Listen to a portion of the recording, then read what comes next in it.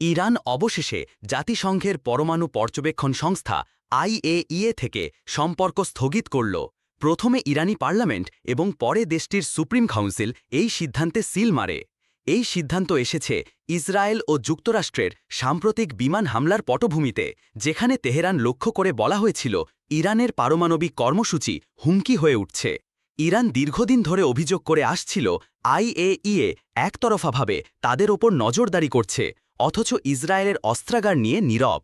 এবার সেই ক্ষোভ থেকেই পরমাণু প্রকল্পে আন্তর্জাতিক পর্যবেক্ষকদের প্রবেশে নিষেধাজ্ঞা আরোপ করেছে তেহরান।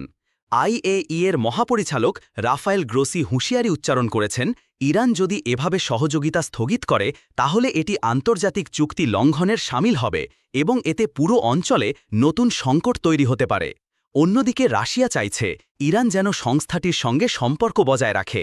রুশ পররাষ্ট্রমন্ত্রী সার্গেই ল্যাভরভ বলছেন, তেহরানের পারমাণবিক কর্মসূচি যে আসলে শান্তিপূর্ণ তা প্রমাণ করতে IAEA-এর সঙ্গে সহযোগিতা অব্যাহত রাখা জরুরি।